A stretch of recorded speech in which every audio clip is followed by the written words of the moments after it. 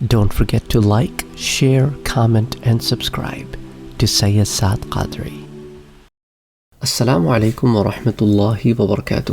آج کا درس ذرا علمی نوعیت کا ہے کہ بخاری شریف کا آپ مطالعہ کرتے ہیں تو ایک سوال ذہن میں آتا ہے کہ دیگر مصنفین جو ہیں انہوں نے جب ابواب قائم کیے تو نماز اور زکوٰۃ کے بعد روزے کا باب قائم کیا، لیکن امام بخاری نے پہلے نماز کو ذکر کیا، پھر زکوٰۃ کو ذکر کیا، پھر حج کو ذکر کیا، اس کے بعد روزوں کا باب قائم کی. تو یہ کیا وجہ ہے کہ امام بخاری نے اس کو اس ترتیب میں رکھا؟ دیکھیں، جو شارحین حدیث ہیں بلکہ شارحین بخاری جو ہیں اسپیشلی، وہ اس نقطے کو یوں بیان کرتے ہیں، کہتے ہیں کہ سب سے پہلے ایمان کا ذکر آتا ہے، اس کے بعد پھر نماز، زکوٰۃ، حج اور روزے کا ذکر آتا ہے. اس کی وجہ یہ ہے کہ امام بخاری نے اس مسئلے کو سورہ بقرہ کی اس آیہ مبارکہ سے سمجھا ہے جس میں اللہ تعالیٰ فرماتا ہے کہ الذین یؤمنون بالغیب ویقیمون الصلاۃ ومما رزقناہم ینفقون، جو غیب پر ایمان لاتے ہیں اور نماز قائم رکھتے ہیں اور جو کچھ ہم نے ان کو دیا ہے اس میں سے ہماری راہ میں خرچ کرتے ہیں. تو اگر آپ اس آیت کو غور کریں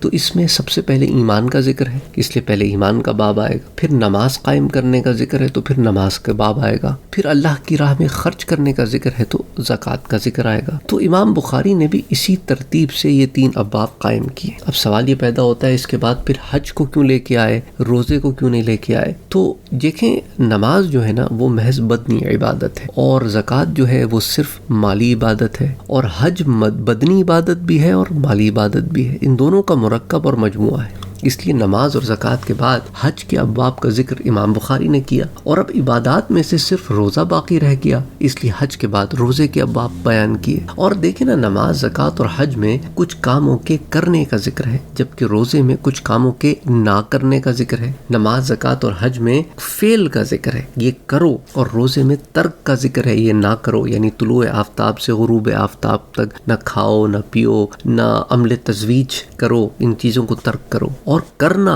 چھوڑنے پر مقدم ہوتا ہے، اس لیے نماز، زکوٰۃ اور حج کو روزے پر مقدم کیا اور ان کے بعد روزے کے ابواب کو قائم کیا. یہ امام بخاری کی بہترین ترتیب اور بہت عمدہ مناسبت ہے. اس لیے ان کی ترتیب میں ایک وہ کمال ہے جس کو شارحین بخاری جو ہے پھر وہ بیان کرتے ہیں. تو بہرحال شروحات بخاری میں اس کی یہ تفصیل یوں بیان کی گئی ہے. امید کرتا ہوں کہ اس درس سے آپ کے علم میں اضافہ ہوا ہوگا، اور آئیڈیا یہ بھی ہوتا ہے کہ انسان بعض دفعہ کتابوں کا مطالعہ کرتا ہے لیکن وہ اس طرح چیزوں کو نہیں سوچتا جس طرح ایک سوچ میں نے آج آپ کے سامنے رکھی ہے. شاید آپ میں سے جو لوگ جو بخاری شریف کا مطالعہ کرتے ہیں، شاید ان کے ذہن میں اس طرح کی کوئی بات آئی ہو. السلام علیکم ورحمۃ اللہ وبرکاتہ.